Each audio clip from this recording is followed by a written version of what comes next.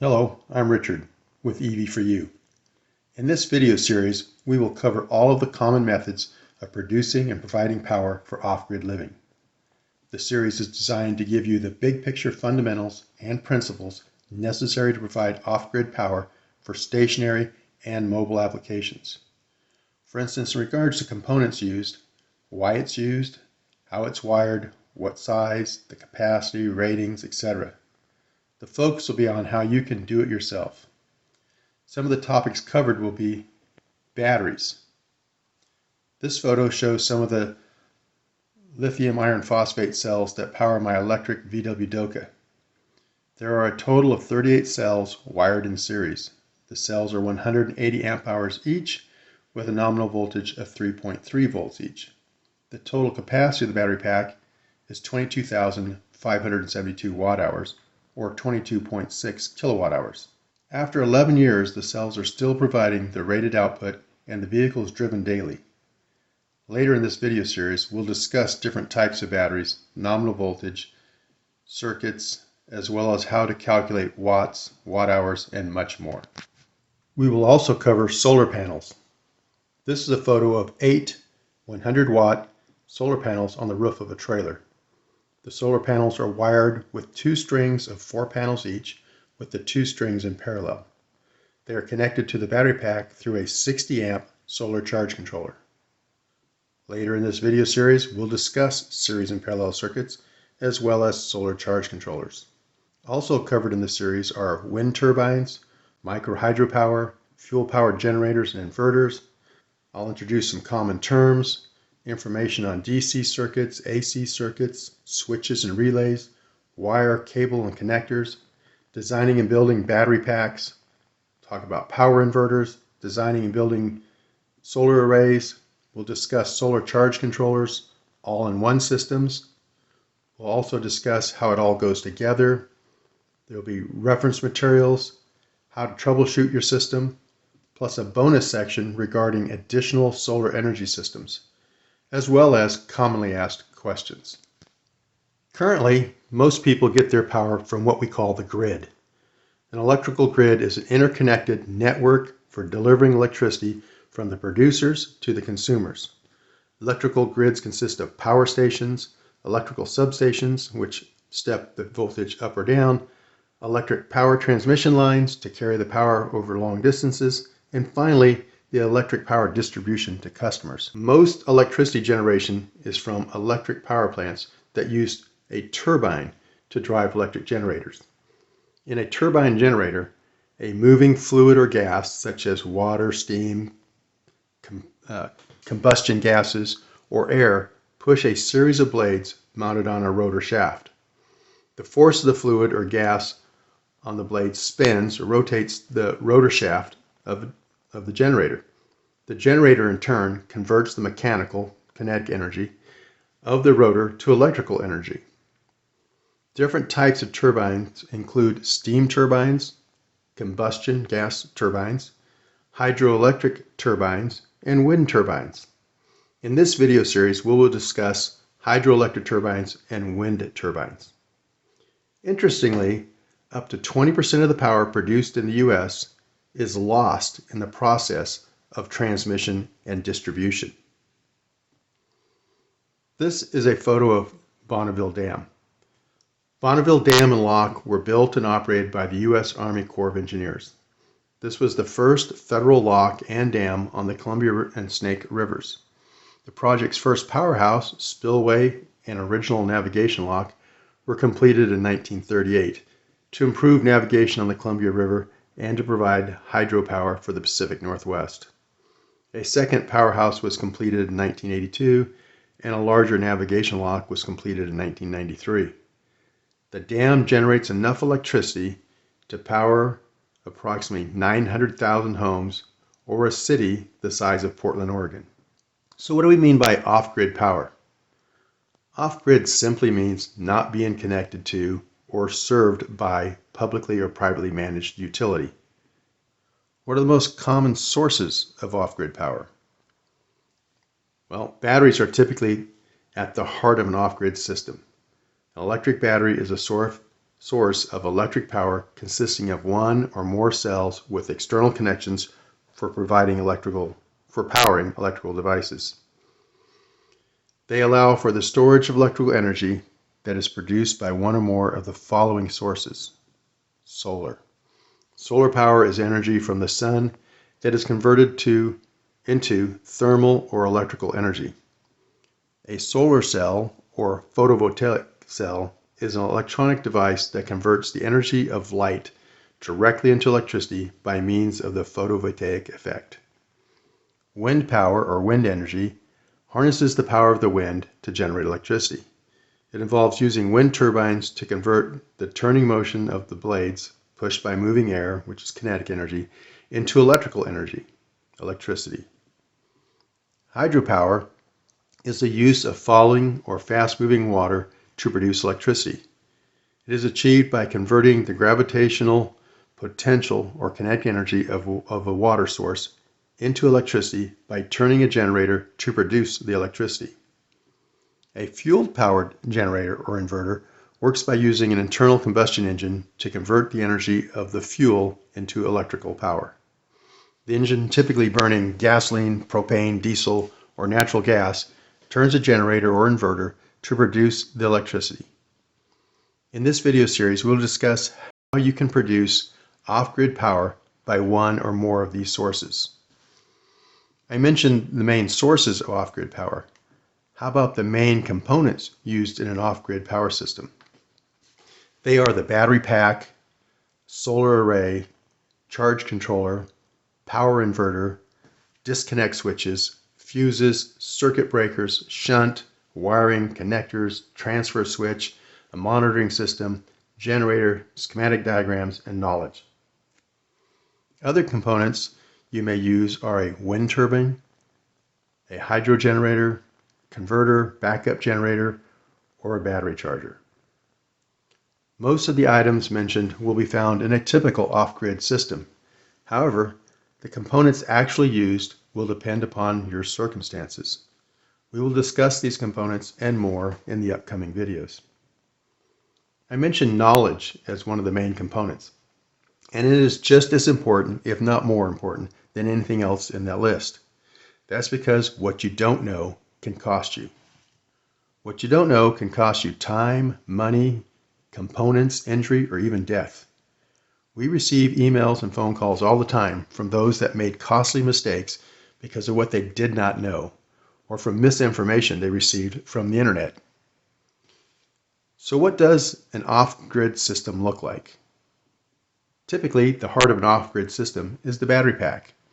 The battery pack will power some of the items directly and other items indirectly using a power inverter. Unfortunately, a battery pack is not a never-ending supply of power and must be recharged. There are several ways to recharge the battery pack, such as solar panels or a generator. In the big picture, it's quite simple. Batteries provide power and the sun recharges the batteries. But, as with most things in life, there are details that must be dealt with, such as what size of battery pack, what voltage should your battery pack be, what size of wire do you use, how do you connect the solar panels, how many solar panels do you need, what is the power inverter, and do you need one? All of this and more will be answered and explained in this video series. Being able to power your stuff using batteries is quite appealing, and that is obvious by the number of battery-powered devices available today. From toothbrushes to automobiles, rechargeable batteries are almost a necessity in today's world. But it gets even better when you can recharge your batteries off-grid. The reasons for going off-grid are as diverse as the people who choose to do so. Many folks go off-grid for energy independence. By generating their own power, they can protect themselves from rising utility costs, blackouts, and grid fluctuations. A little bit about myself. I've been interested in electronics since I was 10 years old. I was born in the age of vacuum tubes and transistors and graduated college with a degree in electronics technology at the dawn of the computer age.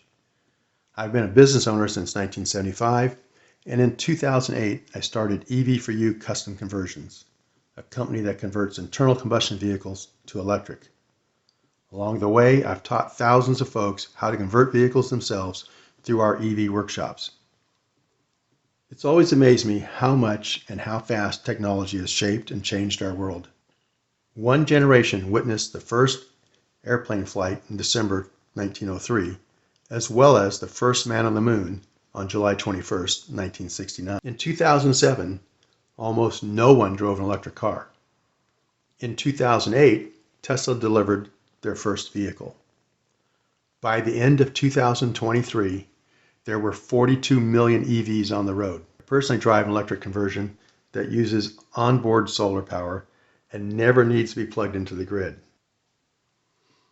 But before we get started powering our stuff off-grid, let's discuss a few basics. From an electrical standpoint, items to be powered represent a load. The two types of loads we will discuss in this video series are direct current, or DC loads, and alternating current, AC loads. Direct current, DC, is current that flows in only one direction in a circuit, from negative to positive.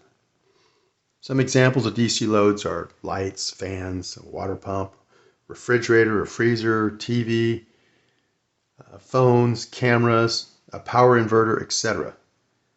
Anything that is designed to operate on DC. Of course, many of these items that I mentioned are also available to operate on AC. And AC, alternating current, is current that switches direction or polarity. The typical home in the United States uses alternating current at 60 Hertz, which means that the current cycles 60 times per second. Some examples of AC loads are a refrigerator, a freezer, a microwave oven, an induction cooktop, a resistive heat cooktop, water heater, hair dryer, and a converter. A converter converts AC to DC. It allows us to use an AC source, like a generator, to charge a battery pack. Converters are commonly used in factory-produced RVs.